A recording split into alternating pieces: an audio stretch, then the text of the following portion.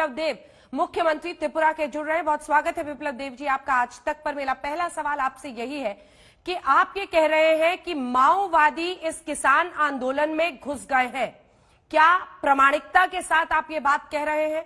और क्या आपको लग रहा है कि किसान आंदोलन सरकार की बहुत बड़ी मुश्किल बन गई है? कैसे रास्ता निकलेगा? 20वां दिन है आज। विप्लव देव जी देखिए अंजना जी, रास्ता तो चर्चा के माध्यम से ही खुलती है, जो माननीय प्रधानमंत्री ने आज इस विषय में स्पष्टता के साथ बोला है। मैं सिर्फ आपको यही बताना चाहता हूं पूरे देशवासियों को, क्योंकि मेरे राज्य में कम्युनिस्ट 25 साल लगातार रही है और उससे पहले 10 साल लगातार रही, 35 साल कम्युनिस्टों का सरकार है। और कम्युनिस्ट इस आंदोलन में जो हमारे पवित्र किसान अन्नदाता दिल्ली में बैठे हुए हैं, इसमें माओवादी तत्व और देश विरोधी तत्व एक साथ हो चुका है, घुसपैठ कर चुका है।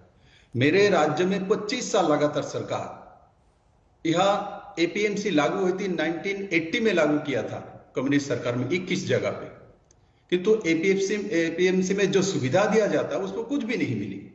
उसमें उल्टे किसान उस जगह पे लेके पेडी लेके आएगा तो इनको 2 रुपया चार्ज देना पड़ेगा, और जो मिडलमैन है पार 100 रुपया में 8 रुपया लेता है। इस तरीके से किसान को मिडलमैन लूट रहा था कम्युनिस्ट के स्टेट्स में। और साथ ही साथ त्रिपुरा में कभी भी कम्युनिस्ट ने एमएसपी लागू नहीं किया। माननीय प्रधानमंत्री जब पूरे देश भर में एमएसपी लागू की तब त्रिपुरा में कम्युनिस्ट सरकार थी, किंतु त्रिपुरा में एमएसपी लागू नहीं हुई, मिनिमम सपोर्ट प्राइस किसानों को नहीं मिल रहा था। त्रिपुरा में 10 से 12 रुपया धान पर किलो बिकता था, और किसान को एक कम्युनिस्ट आंदोलन में लेके जाते थे, खेत मजदूर का आप आंदोलन करो तो आपका धान का रेट बढ़ जाएगा। आंदोलन से धान का रेट नहीं बढ़ती, सिस्टम में आना पड़ता है। और त्रिपुरा के सभी किसानों को खेती से लाके रास्ते में खड़ा कर दिया 25 साल में। और किसान खेती इसलिए नहीं कर रहा था त्रिपुरा में क्योंकि उनका लागत जो होती है उससे कम हो उनका जो फसल बिकता है। हाँ। ये नया भारतीय जनता पार्टी सरकार आने के बाद विप्लव जी, ये सब तो आपको किसानों को समझाना है ना सर। सवाल तो ये है कि किसान नहीं समझ रहे, तो विपक्ष का कहना है कि चूंकि किसानों से आपकी बात बन नहीं पा रही है तो आप किसान आंदोलन को ही बदनाम करने के लिए इस तरह की बातें कर रहे हैं। मैं अंजना जी आपके माध्यम से, आपके चैनल के माध्यम से मेरे पवित्र किसान बंधुओं को मैं आमंत्रण करना चाहता हूँ। त्रिपुरा सरकार एक टीम को वहां से दिल्ली से आना चाहे तो मैं इनको निवेदन करना चाहता हूँ, स्वागत करना चाहता हूँ। आप त्रिपुरा में आइए और कम्युनिस्ट ने किसान के लिए क्या किया उसको देखिए, वास्तव देख के जाइए। उसके बाद आप लोग जरूर अपना हक के लिए लड़िए। चर्चा में माननीय प्रधानमंत्री जी ने बुलाया है वो जाइए, किंतु प्रैक्टिकल देख के आइए। आइए ना त्रिपुरा में 25 साल में क्या किया।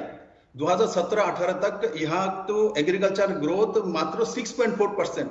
2 साल की मोदी सरकार त्रिपुरा में जब बीजेपी सरकार आई है अभी 13.5% त्रिपुरा में। पार कैपिटा इनकम त्रिपुरा में 1,04,000 के आसपास थे कम्युनिस्ट के सिवाय। आज 2 साल में त्रिपुरा में पार कैपिटा इनकम 1,25,000 के ऊपर हो गया, मैंने 23% बढ़ी है। त्रिपुरा के डोमेस्टिक जो प्रोडक्शन है इसमें 32% किसान है। तो ये नया सरकार आने के बाद जब एमएसपी लागू हुई, एफसीआई के माध्यम से प्रोक्योरमेंट किया त्रिपुरा में, तो 18 रुपया 15 पैसा रेट हुआ धान की, जो कि 10 से 12 रुपया थी। त्रिपुरा में किसान सम्मान निधि हमने ढंग से लागू किया, 2,22,000 किसानों को परिवार को मिलती है, और इसमें 229 करोड़ रुपया किसान के पास गए। एफसीआई के माध्यम से प्रोक्योरमेंट करने के बाद 86 करोड़ रुपया त्रिपुरा के गरीब किसानों के पास गया।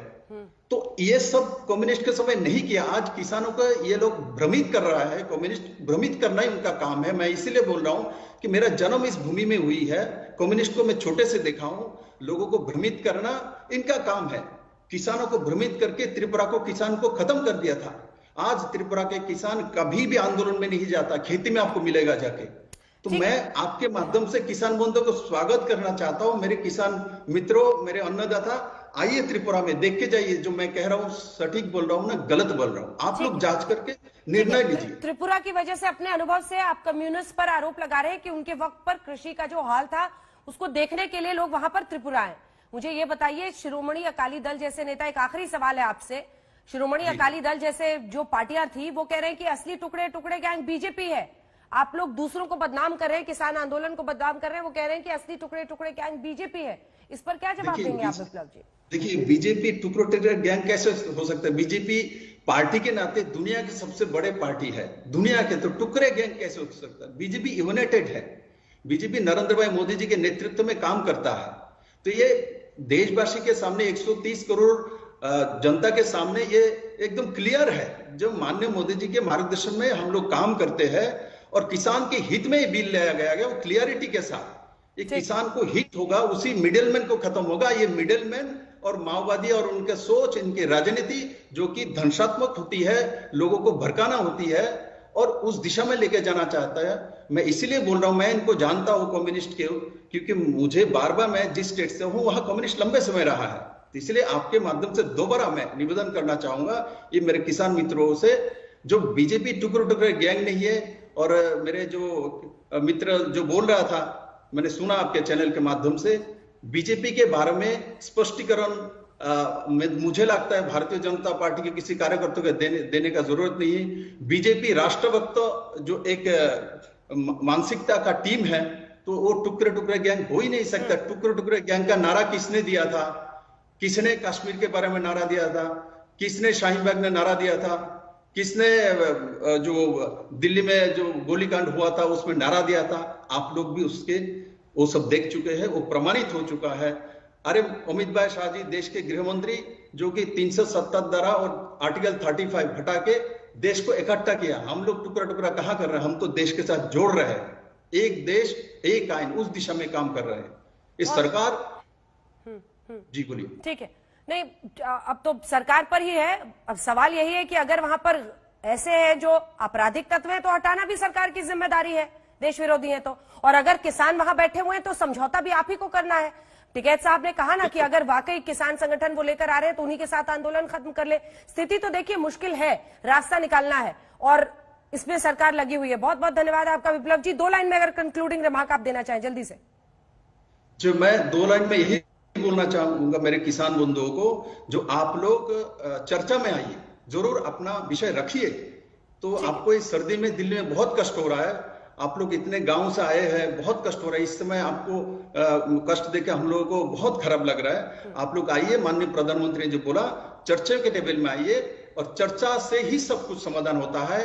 और ये सरकार किसान के हित में है, किसान के पक्ष में है, क्योंकि अन्नदाता आप लोग है, आप लोगों को हम लोग पूजन करते हैं। इसलिए माननीय प्रधानमंत्री ने जो आज प्रस्ताव दिया, उसको स्वागत करते हुए आप लोग चर्चा में आइए। बहुत बहुत धन्यवाद आपका विप्लव देव जी, आज तक पर हमारे साथ जुड़ने के लिए।